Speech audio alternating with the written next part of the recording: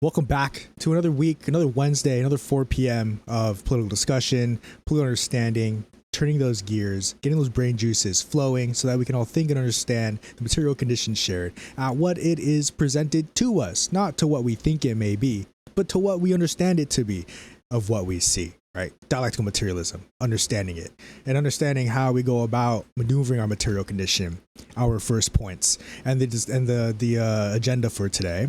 Demonstrations as a whole and critiquing the protest, right? And we'll go into, of course, as the theme for the past couple of weeks, reactionary versus revolutionary in the regards of a protest. And then the second point, clarifying the class struggle of the 21st century. This is going to be more of like a primer or introduction to understanding the conditions summarized from the past 20th century to the now big 2-5 in the 21st century. So without further delay, demonstrations, what are they? What are protests? How do they go about? What makes something a demonstration? How do you go about doing a protest?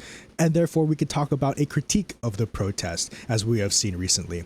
So first, what is a demonstration? Like, you can't just talk about something in the second remove before understanding the base. A demonstration, a protest is a demonstration. You demonstrate at a protest. You show for something or against something. You have a physical presence that establishes an antithesis or a direct opposition against what is being presented. So of course you had No Kings this past Sunday, and where people protested and gathered and made a demonstration against No Kings. That was the essential the backbone of that protest. And then a couple months ago we had a hands-off protest, another striking thing, which also advocated and had a demonstration advocating for hands off, our democracy, take America back, and other these such like American slogans and whatnot. So these are demonstrations, and demonstrations themselves not inherently this or that, neither here or there, good or bad, but a display of what, right? You are displaying of something of what, and that is what the protest is. You're holding up signs, you're displaying, your presence itself is a display, your chanting and your marching itself is a display. It's a demonstration. So now we kind of briefly just went over what a demonstration was, what a protest is. Now we can enter in the critique of it and how it is utilized and applied in the material condition now which we exist in. Critiquing the protest first comes, and what was thrown at to me was the No Kings and the hands off, pretty much the 5-0, 501. Heard a lot of people call it the 50-51. I'll call it how I see it. 5-0, 501 organizing group, right? Who holds primarily demonstrations, and that's it, right? The form of protest that the 5-0, 501 group organizes, and divisible as well, right? Little two different groups, but essentially in the same camp, is what I call our protest groups. They are demonstration groups, and groups at which throw up signs, picket signs, not gang signs, picket signs up in the air to display solely only this action, a demonstration of discontent. That's basically the essence of these protest groups, and the demonstration stops at that action, that effort to show up. But showing up is only half of the equation. So critiquing the protest then emerges with change in the system, and that is the directive of any of these protests, right? You want to cause change in the system, garner peaceful, non-violent change in which your oppressors listen to you by your mass organization, your assembly, right? In this reactionary violent state of the big 2-5 21st century, demonstrations surmise into actually an apparatus for the state to use against us, right? It's using our own forms of protest against us because we gather ourselves in one place, to which then the piggies of the state, to which the state itself then goes out and just ruins the entire assembly for the optics, to paint these violent protesters out causing havoc and riots. And look at these. There's one headline out of the glimpse of, I was scrolling on TikTok and I was reading other forums and stuff, and I caught the glimpse of my path, my eye. The headline read, "Protesters throwing rubber bullets at officers, danger," or whatever. And then you have to think to yourself, where did those rubber bullets come from? Like, like, oh, look at these violent protesters throwing rubber bullets at the police, the riot, the guards. Excuse me, where are those bullets come from? They didn't just have them in their pocket, like, hey guy, look, I have some rubber bullets in my pocket, I have them on me. No, they came from somewhere. They just popping out of nowhere. Where do usually rubber bullets come from? It doesn't take that much thinking to think about to know where they come from. They come from the fucking piggies themselves. So they didn't just give the bullets to the protesters to let them throw it back. No, they shot rubber bullets at protesters. That's where the rubber bullets came from. Liberal media always leaving out the most important of details, and this is the problem with protests as well, right? Not the fact that people are getting shot with rubber bullets, but it's this fact of painting this sort of media, this non-violence and stuff like that. Violence exists in many forms. Last week we were talking about violence, systemic violence. Right?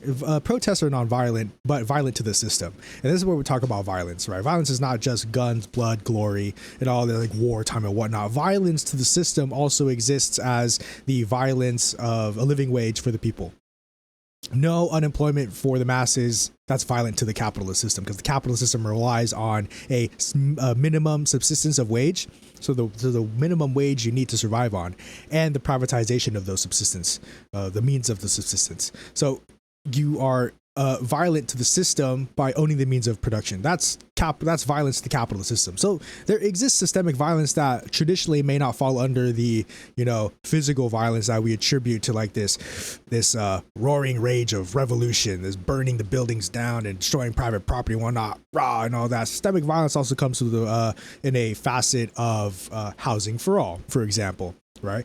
Because there exists housing for all, no one would have a need like to explore the market for housing for themselves. Everyone already have a house. That market then dries up. It's violent towards the capitalist system. So violence, understand it in various facets.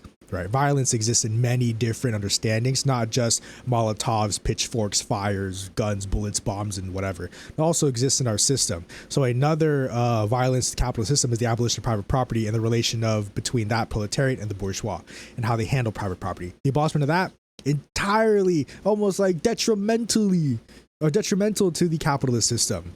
Very violent. So when it comes to these protests as well, these protests are one, non-violent physically as a demonstration, but two, must be in revolutionary, violent to the capitalist system, because that's what we were protesting against. And this also coincides with the notion, do not bring an American flag to a protest. That's kind of weird. That's kind of like, I don't know. I don't know about that. See, we don't know about that because why are you waving around a flag that represents colonization, slavery, and imperialism, capitalism, privatized modes of production, all that, like that flag waved around. And it's like, even like if you bring one, at least at the very least, if like for God for some reason you bring one, hang it upside down, fly it upside down at the very least, because then at least in that action there brings some sort of semblance of resistance, kinda. At least it's not in correct orientation. You're waving a broad like 50 star banner, stripes, all and whatnot. If I may, that Please. is the officially designated legal form of protest. And to the extent a person is sitting there feeling like that is the only way they're going to get out and show their protest, from our movement standpoint, I'm glad to meet that person. I hope I get a chance to revolutionize them if they're not already revolutionized, and then to use our movement to give them the protections that they need to form a more meaningful protest. That's right. So we have here, Marx, the state is a committee for managing the common affairs of the bourgeoisie. That's right. The state owned by the bourgeoisie manages the affairs of the bourgeoisie. Protesting aims at fixing the state or misdirected the state. Yeah. So striking and protesting, right, are forms that withhold labor, right? So withholding that labor holds and keeps away that investment towards a structure at which it requires that labor to develop. And so when you have this developing strike, it develops not just completely antithetic or not just completely withholding that labor, you're also redirecting it. So in this redirection, most importantly, go back up to the bullet points, right? Goes into the second part, but that is, we'll discuss a maturation of the phenomena as a redirection of labor. We hear emergent out of the protest. So the protest first then emerges this phenomena of redirecting labor, because when you withhold it, you put it somewhere else. You don't put it back into the system which you're trying to abolish and dismantle. You don't put it back into the systems of capital that oppress the people. You don't put it back into that colonizing system.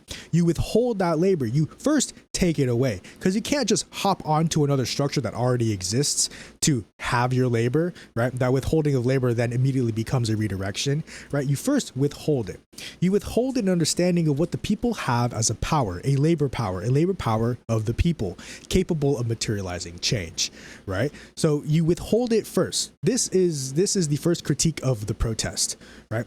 What happens after that withholding of labor, right? At the No Kings protest that I saw last Sunday, and this is not reflective of all of the No Kings rallies and gatherings, right? This was just one protest out of the one, and this was my experience with it.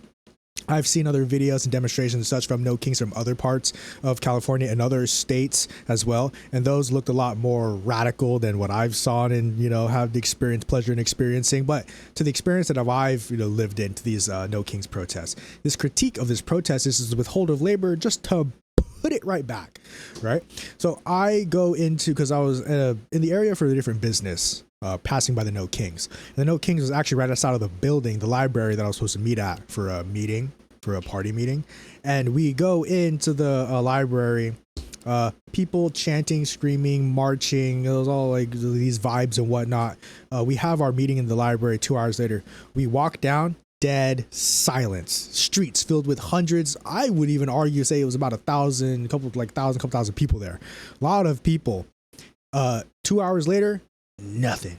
You could see a tumbleweed just go by down the street. That's how empty it was. No cars, no people, no signs, no form of organization. It was just show up, social event, let's get out of here to go to the bar, go to dinner. It was like some sort of event that people go to, hang out. Okay, cool, couple hours. Oh no, I have something to do tonight. I have other commitments I have to go to. So see you later. I'll just thanks for the protest, and we'll see you next time. This is the reactionary protest. This is the protest which advocates for a reform in the system, right? One of our comrades saw a sign that said, "This is the land of laws, not kings." And I did a visible when I heard that. When I saw the sign, I did a visible, excuse me, this is the same laws that you're advocating for that doesn't provide for people. This is the same laws you're advocating for that deports people, like treats people coming into the country as like violent illegal immigrants. Boo, scary. Oh my God. They're the same laws that they're advocating for, but entirely within their scheme, right? In that person's scheme, it's like, oh, no kings, no absolute monarchy. We need to have and save our democracy. Woo. Bring back America. Woo. Right? It is this reactionary protest that conforms to the establishment, right? So the critique of the protest is more so the critique of the 50501's way of doing a protest and a strike, right? So the critique of this protest is don't just withhold your labor, because that's all I've been seeing for the past couple months from these organizations. Just go withhold the labor and then bring it back in, right? Oh, scratch a liberal, fascist, bleed. That's a good one right there. Right, and I think was it Sunday or no? Yeah, a couple days. Not today. That quote in particular, right? Very banger. But then that quote was used in more liberal spaces, and a bunch of liberals were like, "Oh, excuse me, I'm not a fascist. I am a people-loving liberal." Right. But it is true, when you do scratch liberal, when you do make an attempt to debase the liberal in their understanding of the world, to try and rip them away from this individual freedom, this loving of private property, this commodity fetishism, this loving of the state in America and the nation and whatnot, like being patriots, you do get sort of this reaction, because the individuals are reactionary, and so you will get this sort of action from them. This I keep saying reaction, this force, this antithetical force, where it's no longer being based in the development of the people, but more so as a defense mechanism against the threats of their lifestyle, right? The best thing that an individual revolutionary could do is threaten the lifestyle of the liberal, because the liberal lives on a lifestyle of exploitation, and the liberal lives the lifestyle of that which is expropriates the non-proprietors. So in this expropriation of non-proprietors, it's basically the exploitation of labor, those who do not have. And the liberal just says, yeah, I'll just go just do that. That's fine. People have the right and freedom to do that. Who am I to stop them? Right? That's essentially what how the discussion goes. Who am I to stop them? That they can do whatever they want. See, if I find myself in that position, I would do the same thing. Of course you would. Why would you ever want that position to be established in the first place? Right? See, it's thinking about the circumstance as a whole, right? There's a relationship between the instance and the circumstance. So the instance presents something of a particular situation of which exists within a particular circumstance, right? So you have instances that arise from these circumstances. If your entire circumstance changes, you don't get those instances, right? So it's like people asking you those rage bait questions, or those questions where it's like, well, what if you this X, Y, and Z and did that, jump over a hoop and, stand on top of an elephant with a balloon on your head? What if that were to happen to you? You tell me that. What if that were to happen to you, right? There's like some like logical fallacy and like arguments that presented that way. I articulate it as such. You're just being a reactionary. You're not understanding the context of the situation, right? We wouldn't have this problem if the main source or the root of the cause wasn't there, right? We would have people in homes if the capitalist system did not bar people from having homes through high entry level, through your ability to buy, your money, your power, or your labor, liquid form, your paycheck, stuff like that. You wouldn't have this high barrier of entry had it been off of capitalism. Everyone would have a house. Everyone would have land or whatnot to, be sheltered by. Everyone would afford to have food and not have to choose between gas and food one day. Where do you want to make it to work, or do you want to feed yourself? You wouldn't have this situation, the circumstance, or you wouldn't have this instance if the whole circumstance would be different, right? Under the new social order, as we read the principles of communism, you wouldn't the common mode of thought changes because the mode of production changes, because the way we go about producing things changes. We're no longer privy to particular parts of production where it's like, this is my part of labor, that's your part, this is my part. Don't tread on me for my different parts of production. Like I produce this, that's my labor and whatnot. See, getting the entire scheme brings about this amazing breed of individuals who cooperate with one another. Facts. Tell me you're fascist without telling facts. Lands, the laws, not kings. Like, laws for who? See, and that is the dialectic coming in. It is laws for who? Right? And the king for who? Or it's like a freedoms for who? A violence to what? To who? Right? Ask the questions at which enact these materializations. So it's like the guns bad conversation. That was like a whole thing like a while ago, like almost a decade ago. The conversation about guns. Are guns bad or good? Like, so I'll paint it clear to you right here. If you were to shoot a Nazi with a gun, does that make the gun bad? Make the person good. Bang! Oh my gosh. Nazi that now. If the gun were to use to shoot a pregnant woman, all of a sudden the person's that's a horrible situation. That's absolutely horrible. So what's different though? The gun is still in the situation. What changes about the situation that was being used? It's how you go about using these phenomena, these objects at hand, that make it what it is. Shoot a Nazi, you're a hero. Shoot a pregnant woman, what the fuck's wrong with you? Jail. Get his ass in jail. Rehabilitate them. There's something's wrong with that person, right? Help that person become a better person and ensure that pregnant lady is all okay, right? But if you shoot a Nazi, it's all fine. That's how you go about using these machinations and whatnot. And so when we talk about the state as well as how you go about using the state, that's a whole conversation itself. Let me post this in again. No, I'll find it right here. It's right here. Critiquing the protest. Look, back on track here. So critiquing the protest in a revolutionary stance withholds and redirects is protest against the system and for the people. When you take away the labor from a system that requires that labor to live and reinvested it somewhere else, you're doing two things, right? You are doing one, the taking away of the resource that it needs to survive on, and directly inputting it into a system designed to dismantle the current system. So it's like a twofold action. So take away the labor, of which the labor is yourself already. Like, it's not like anyone else's labor. It's literally your labor, the worker of production, to which then the worker then just goes over here and starts working over here. It's like, essentially it's saying, fuck this company. I'm going to go start something myself, or I'm going to gather a bunch of friends and do something ourselves. But then instead of just myself and our friends, it's the whole entire community at large, right? The international community representing an international communalism, right? It's that I will just not participate in the system, and that's the withholding of labor, to then redirect it to another structure, which is your mutual aid networks, which is going to be your community building projects, right? Which is going to be those aspects of the non-capitalist society developing into the non-capitalist society, the socialist structure system, the sharing of resources, right? And that is the 21st century of the class struggle. Like, class struggle of the 21st century is that fight to essentially share resources, right? So in our class struggle developing, there still exists this bourgeois proletariat, the proprietors, non-proprietors, right? The owners and the non-owners, the classes, the societies, those who labor, those who don't. Right, the class distinctions. The class struggle of the 21st century has now developed, and this is just one aspect, right? Sharing resources, but then you still have this relationship altogether. The class struggle of the 21st century just essentially means that you exist in one of two camps. You either own and oppress, right? Oppress indirectly or directly by the means of your ownership. So your capital, having your capital is you are an oppressor to the system at large and system at whole. Or you are the non-proprietor, you are the non-owner of capital, to which you feel the full extent of that oppression onto yourself by those who have that capital, right?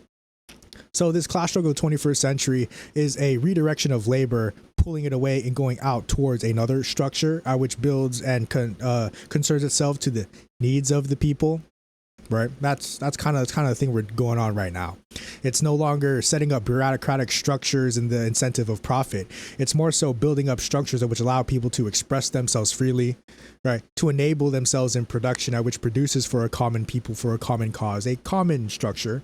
And that's it. Like this free unbridled competition emerges from the primitive competition we existed in our primitive societies, right? But the competition wasn't so much existing between people. This is before slave societies. This was before Egypt and Rome. This was before all of that. It's like primitive communism. We still existed among competition, but it wasn't amongst the humans. It was amongst the animals, the animal kingdom.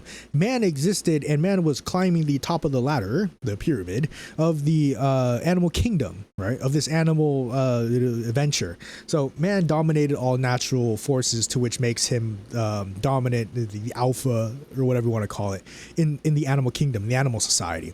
So he then becomes on the top of this this structure. I don't call it the hierarchy of life, as animals, right? Because you had not a pecking order, bad term, but you had an order in which the sequence of nutrients and such materialize themselves, from the sun to the grass to deer, to then we compete against the lion for the deer, or we just go after the lion themselves, right? We have found various different ways to go about our sustenance of the material condition, the means of subsistence, right? And we have developed technologies to help us go about that.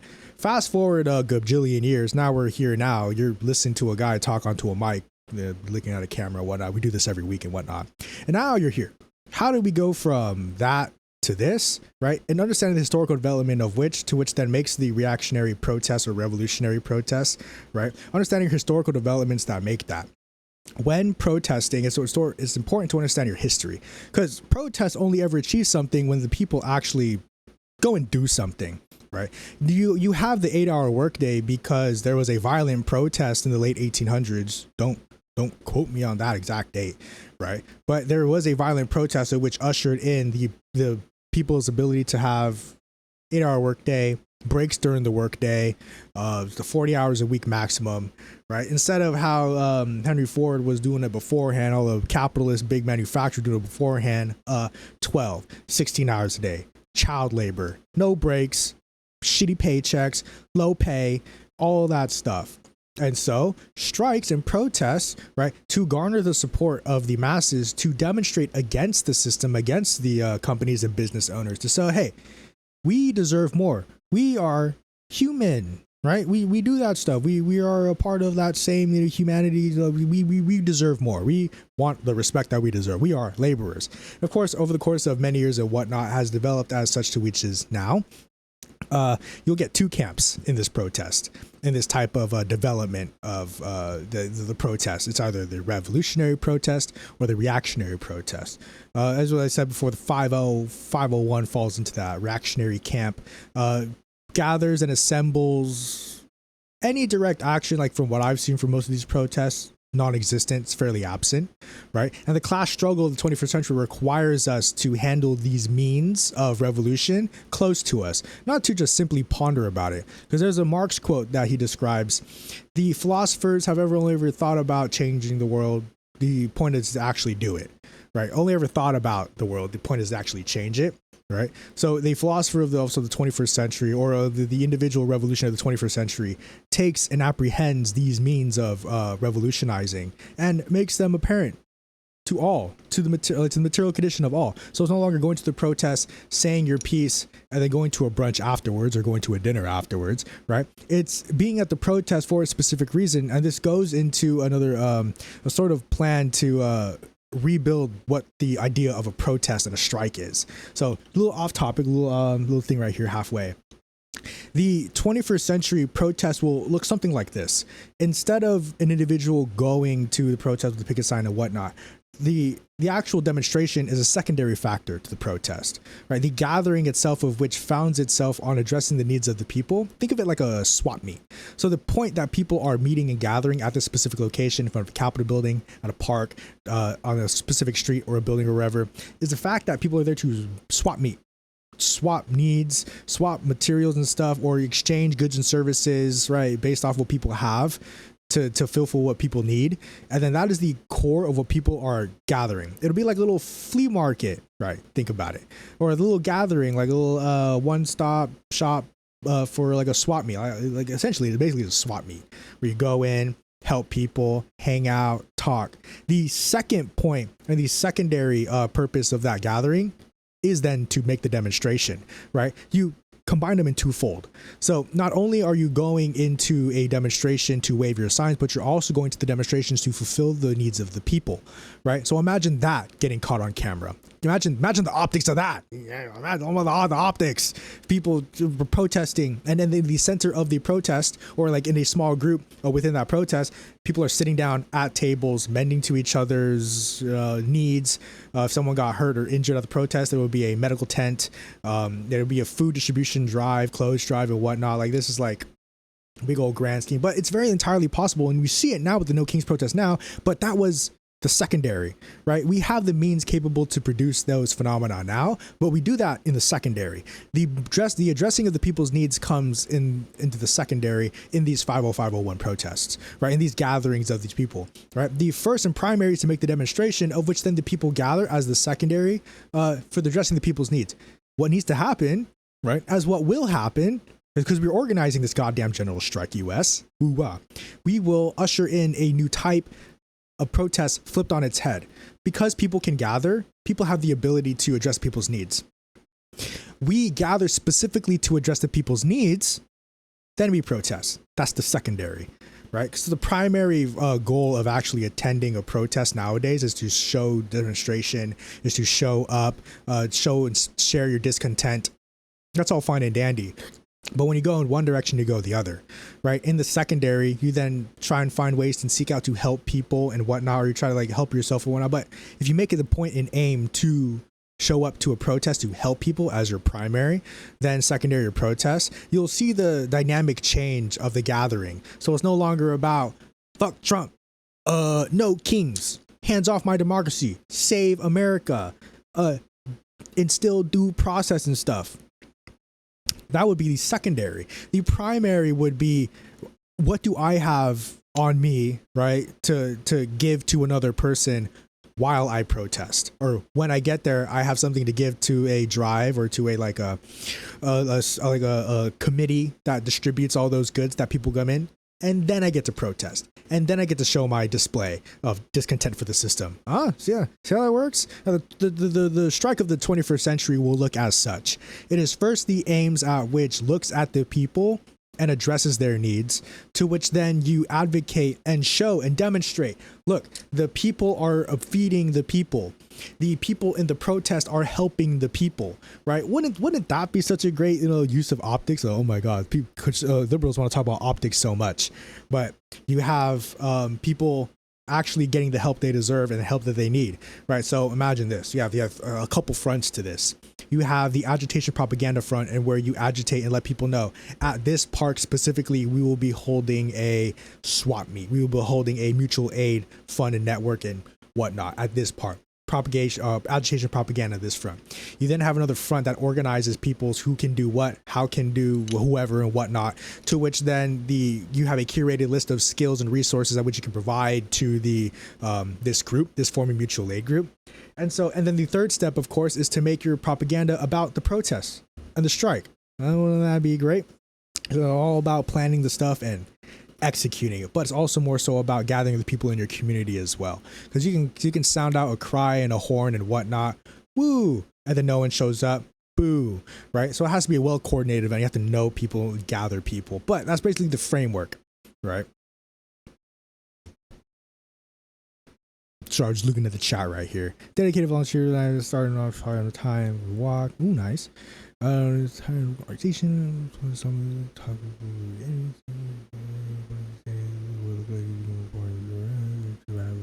About that. All right, there's some up here. Front line, yes, people guess protest, whatnot. If I does that too, for instance, yeah. So, but this isn't the primary though, so we don't call them protests. So the notion I'm getting at is we don't call these protests. I'll call these swap meets, gatherings, right? To which then the next degree in order would then to make the demonstration, right? Because first and foremost, right, in order for the people to do anything, the people need to have their needs met. People need to have the strength and muster that strength to go out and mobilize. If people do not have the strength to mobilize, right, then you're not going to get a movement. So of course you then address the people's needs first, to then which then they regain their strength, to which then they go about committing to an action revolutionary. One of those also mutual aid and fundraising for different groups. Very epic sauce. I'd like to see that nationally, right? So here's where the instance and circumstance also comes in. So the instance of one area doesn't explain the entire circumstance, nor does the entire circumstance domain over every single instance, right? So you'll have people who have like certain abilities and skills and whatnot, or events that happen and occur in particular areas, which doesn't describe the entire general, right? So it's like bad people can do good things, doesn't make them good, right? Good people can do bad things, doesn't make them bad, right? So it's like understanding the dialectical relationship. It's like who does what, how does what, who does when. But yeah, so I'm not saying 5051 is entirely right. This is one evil organization. I know some 50501 organizers by proxy and some other ones that actually are pretty based in principle. It's just the sad matter of fact that they decided to organize the 50501, but that's neither here nor there. We'll back to the agenda. It's class struggle of the 21st century, redirection of labor, and then dissent against capitalism. So that's another point as well. So the dissent against capitalism is an important factor in our strike and withholding of that labor. So so withholding and redirection itself, the two that makes the one, is a dissent, is a dissent against the capitalist system, because you're going away and establishing something else, right? Because you're not going away just in this infinite bubble or less this infinite space where it's like I'm just going to go out and not be affected by all the actions that you do.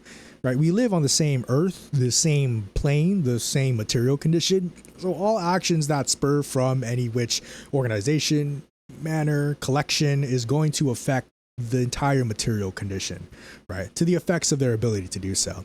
But when you have a global superpower such as capitalism, imperialism as the autonomous functioning arm of oppression, because not one single evil organization is plotting inside of one dark room and all of like the G20, it's like holding secret rooms meetings. How am I gonna extract the surplus value of capitalism or the workers today to help capitalism? How am I going to make people's lives suffer even more today? Now they may be that cartoonishly evil, but more often than not, they're not like plotting directly against us. It is more so this autonomous factor among all existing proprietors in their functions at which they handle capital, right, makes the system alive. So on this point, we would like to make it known that the capitalist class exists ensured by the existence of capital itself. Not any single individual capitalist though is exempt from the, or like is ensured this existence. an individual capitalist can succumb to the forces of the market, forces of production, to which their businesses fails, and then they are themselves, like, lost all their capital and whatnot, and they have to become a worker, right? So the individual capitalist becomes proletariat. Proletariat can become an individual bourgeois capitalist by the relations of production. The classes themselves are contingent and dependent on the existence of private property. And so thus the proletariat individual member of the class is not ensured in existence, but the class entire is assured in existence. So the individual members are not, where the class as a whole, because of the relations of property, private property. And so long as we do have these relations of property, you will still have these class distinctions, regardless of whether the camp you fall in, and regardless of whether on the spectrum you exist as petit bourgeois, peasant, semi-feudal relations with your like landlord or whatnot. But you have these understandings of these classes, and you fall to these two camps, whether you like to or not. It's just a simple fact of life, or a fact of the matter of life in the current common struggle, right, against the bourgeois and the proletariat, and of course the laborers who labor for capital, and those who own that capital, right?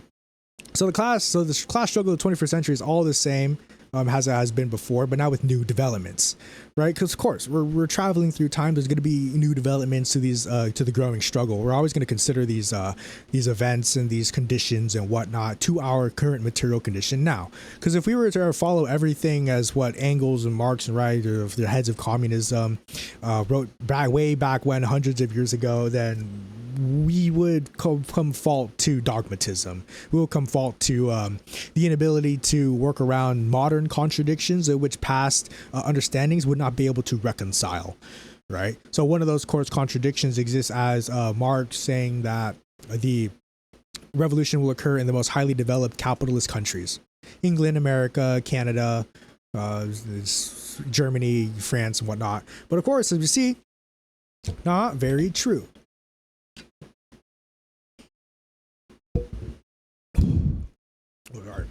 So not very true. Of course, what looks to be it now is that the least presence of capitalism, or will still experience most of the oppression in the globally southern countries like Sudan and Congo. You would more see so a revolution emerge and spark from there, to which then their nation's proletariat would seize the nation's political power from the bourgeoisie, to which then they would help other neighboring proletariat with their nation struggle, to which then their proletariat then of course seizes their political power. And it's the same way that happened in the bourgeois revolutions as well, right? In the bourgeois revolutions that occurred, American, French, Spain, Germany eventually, it was people going into different countries. Right, it was one nation's bourgeoisie helping another nation's bourgeoisie against their feudal conditions. That's how revolution occurs. It is solidarity based off the common factor, the bourgeoisie founded on private property, to which the bourgeoisie of every country had found that common solidarity in private property, right? So which then allowed for the resources in exchange and giving deliverance of the expansion of markets and whatnot. Now, it wasn't done so in a much cooperative socialist way. There was still heavy competition when it came to helping out your these different bourgeoisie in these feudal countries, but there existed this helping in the transition between the bourgeois or the feudal mode of production to the bourgeois capitalist mode of production, right? So the capitalists themselves no man left behind, but we're going to continue to do our stuff ourselves, and the beginning capitalist countries ensured that they had the right footing, they had the footing on top of everyone else. Then they went ahead and established democracy, right? Coming out of the and emerging 1900s, communism was emerging as well. That would be a thing, and then communism and socialism, or communism as a thought and the mode, would be prevalent. Socialism would be start practicing, and then of course the capitalist countries like, hey, wait a minute, I want my ability to have this. There's an emergency. Give me a quick second. There's an interesting party. Oh, what the hell? Okay, I might have to cut this a little short. Okay. So just to wrap this up. Party, you're awesome. Huh? Okay. Just to wrap this up, people protest, critique the protest. Don't be a reactionary when it comes to protesting. Be a revolutionary. Withhold your labor, redirect it somewhere else. When it comes to the capitalist mode of production, all piggies are piggies, cops are piggies and whatnot. I know we didn't mention cops, but ACAB, fuck ICE and whatnot. So thank you so much for joining today. I do have an emergency I need to take. Love you all. Peace and love, and whatnot. Love you all. I love you. Mwah.